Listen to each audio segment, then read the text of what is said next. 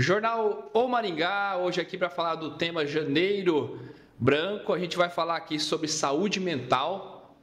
Está aqui com a gente neste dia, Carolina Reis, 46 anos. Ela é psicóloga e docente aqui do H1 da UEM. Seja muito bem-vinda ao Jornal O Maringá. Obrigada pelo convite e vamos lá, né? Conversar um pouco sobre esse tema.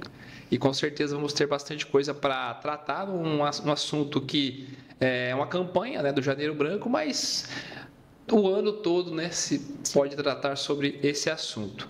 Fala um pouquinho de você, da sua experiência, que aí a gente vai entrar nos casos. Bom, eu sou, como você comentou, professora na UEM, né? Entrei na UEM em 2007, então já faz aí alguns anos que eu atuo como docente do Departamento de Psicologia. E aí, dentro dessa área, já ministrei aulas de diversos tipos. E atualmente eu estou envolvida na coordenação do nosso Serviço Escola de Psicologia, que é a Unidade de Psicologia Aplicada, a gente chama de UPA. A gente fala UPA para não confundir com UPA. Porque, UPA. Exato, porque a nossa unidade é inclusive anterior à política pública que construiu a UPA.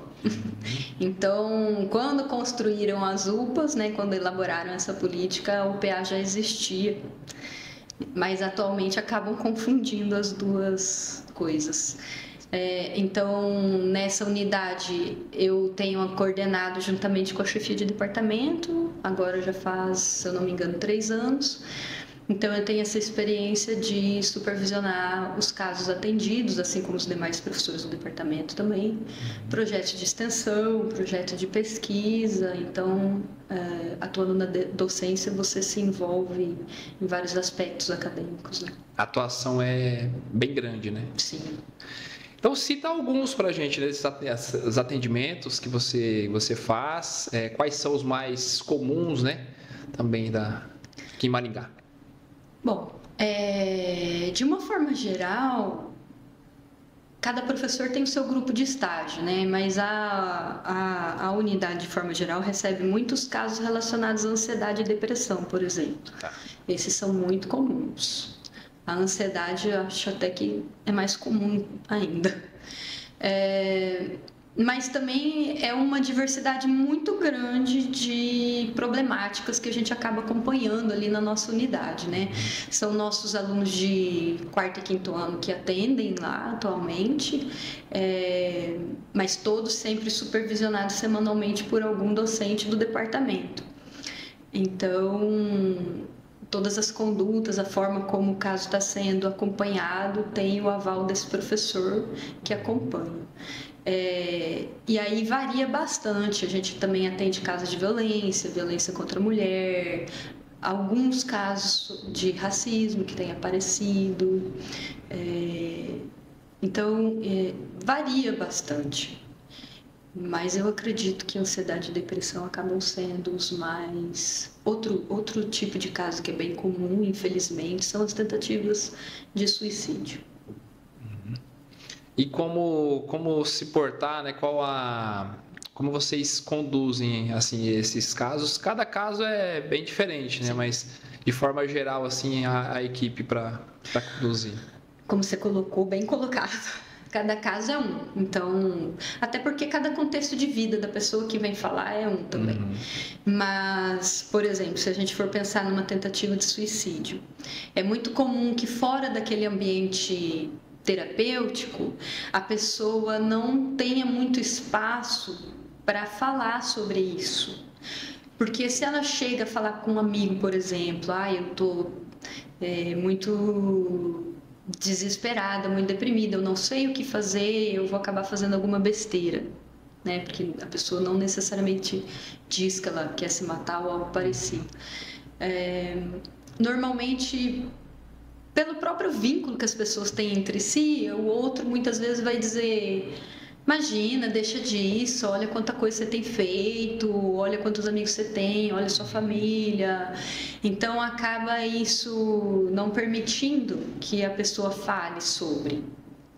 Então, ali o espaço terapêutico acaba sendo um espaço muito seguro dela poder falar sobre isso e explorar um pouco essa situação. O que é isso que você está pensando, desejando? Conseguir colocar para fora. Pôr para fora em palavras aquilo que ela está ruminando dentro dela. E isso ajuda bastante a pessoa a organizar um pouco do pensamento dela, se ouvir ao falar com o outro. Isso também é importante, porque às vezes você percebe que a pessoa está falando, mas ela não se ouve.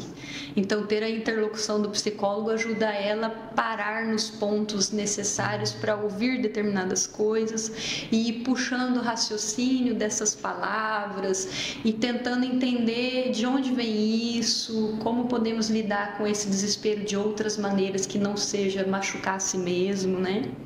Então, esse espaço terapêutico, de fato, por ser um espaço sem julgamento, por ser um espaço de fala livre para essa pessoa, com alguém que tem uma escuta qualificada para isso, né? Contribui muito para que a pessoa se sinta confortável e livre a abordar essas coisas, né? Para as pessoas, né, que têm esses traumas, né, hoje em dia estresse, né, muita informação a todo tempo, né? Então isso causa gerando essa ansiedade que você falou, né? Que a pessoa tem que fazer então? Como que Maringá atende essas pessoas que de repente não conhecem e querem buscar esse atendimento, precisam desse especialista? Na UPA em específico? Isso. A UPA, como ela funciona a partir do atendimento dos alunos, ela respeita o calendário acadêmico, que é o calendário da UEM, né? Atualmente, esse calendário ainda está um pouco em discordância com o calendário civil, mas acreditamos que esse ano isso venha a se regular. Então, por exemplo, esse ano a UPA ela só começa a atender novos pacientes a partir de meados de abril, porque o calendário acadêmico só volta 31 de março.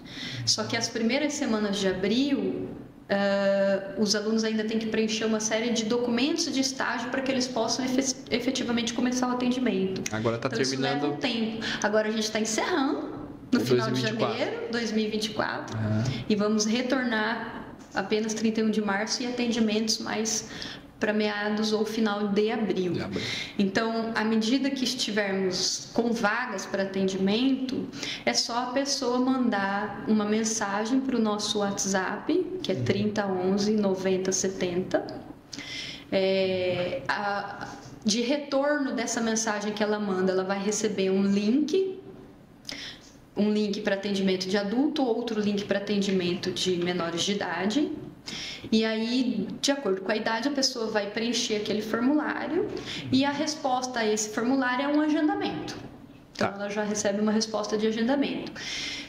Se não houver esse agendamento, é porque já acabaram as vagas. Aí tem que aguardar, porque a gente não está mais trabalhando com lista de espera. Então, dali a uma semana ou duas, entra em contato de novo pela mensagem. Se der para formalizar, né, preencher o formulário, significa que o retorno vai ser também um agendamento. Aí a pessoa precisa fazer essas tentativas algumas vezes quando não dá certo na primeira. Qualquer pessoa pode se inscrever nesse trabalho de qualquer idade, né? A gente já atendeu crianças de 3 anos esse ano, por exemplo. Crianças assim muito pequenininhas é mais incomum, mas é possível, né? E assim, adolescentes, jovens, adultos. A única diferença aí é que se for menor de idade, quem preenche esse formulário são os responsáveis por essa pessoa e os primeiros atendimentos serão com esses responsáveis antes de efetivamente ver a criança ou o adolescente. Vocês têm mais ou menos uma média de quantos atendimentos tem essa lista, né? Vagas por ano? Olha, de quinto ano nós temos 80 alunos atendendo todo ano. Só que cada aluno não atende só uma pessoa, eles atendem de 3 a 5, 6 pessoas. Tem aquele acompanhamento com algumas. Isso. Então, no mínimo 80 vagas possíveis. E mais os alunos de quarto ano. Mas aí o quarto ano desenvolve uma atividade que é em grupo, então não chega a ser 80 pessoas, é em torno de 20 pessoas, mais ou menos. Agora, Carol, como funciona os atendimentos, né, a orientação para os alunos? Como que funciona na UEM a psicologia? Bom, no nosso 5º ano, que é o de estágio, né, em saúde, em que eles de fato atendem a comunidade como estágio obrigatório, são grupos pequenos, cada professor tem em torno de 5 a 6 alunos e eles passam uma manhã inteira ou uma tarde inteira só falando dos casos que esses alunos estão atendendo em supervisão, no sentido de orientar não só teoricamente, mas também em termos de condução e manejo desses casos. Então, os alunos têm um período de atendimento e um outro período de supervisão. E isso normalmente é explicado aos clientes, né, que chegam na UPA. Psicologia da UE integral. É integral. Olha só. E tem 5 anos. 5 anos. Isso. Agora, então, sobre a campanha, né, Janeiro Branco, o que ela vem focar mais aí esse ano, ultimamente, né, com tantas informações para as pessoas, qual que é o foco principal assim, dessa campanha? Bom, o foco de janeiro na saúde mental, acredito que seja importante a gente pensar na saúde mental não só do ponto de vista psicológico, mas a saúde mental como uma gama de fatores, né? A saúde mental envolve o tempo de lazer que essa pessoa tem possibilidade de fazer, o tempo de ócio, inclusive, para ela conseguir ficar sem fazer nada e de repente assistir um filme, ou o tempo de exercício, ficar off, né? Tempo com a família, exato, ficar off, inclusive das redes sociais que hoje em dia ocupam um monte, né, o nosso tempo. Então, quanto maior essa variedade de estímulos que ela possa viver, melhor, né, mais saudável. Conversar, né? Deixar o celular de lado. Amigos, exato. Eu me lembro que uma época eu conversei com uma pessoa conhecida e ela observou o filho adolescente conversando com um amigo adolescente pelo celular. Só que eles eram vizinhos. E aí o pai pergunta para ele, mas filho, ele tá aqui do lado, vai lá, conversa e tal. Aí eu falei assim, não, eu vou chegar lá, ele vai ficar no computador, então a gente conversa por aqui mesmo. Então, perdeu-se um pouco a importância desse contato no olho a olho, né? Eu acho que isso também é bastante importante. Você ter um amigo e conversar, tomar um café, sei lá, passear, ir no cinema. Não só necessariamente ter a sua vida vivida dentro daquela telinha. Né? Fazer coisas que a pessoa gosta, né? Sim, que te dão prazer. Tirar um tempo para si mesmo, né? Não necessariamente só os deveres, né? Mas equilibrar isso com coisas que a pessoa gosta de fazer, se sinta bem fazendo. E as dicas finais para as pessoas, né? Porque a vida ela tem altos e baixos, não vai ser só um mar de rosas, felicidade, né? Então, vai ter momentos que a pessoa vai estar triste, né? Vai estar nervosa. Então, dicas para as pessoas lidarem com esses sentimentos aí, que é do ser humano. Sim, eu acho que essa oscilação, né? Hora triste, hora feliz, hora nervoso, hora ansioso, essa oscilação faz parte do humano, faz parte das nossas experiências de vida. O que é importante é que a gente consiga se permitir vivê-las.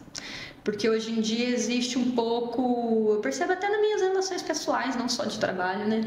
Existe um pouco uma exigência de que você mantenha um padrão. Então, se você é Carolina sorrisinho todos os dias, ok.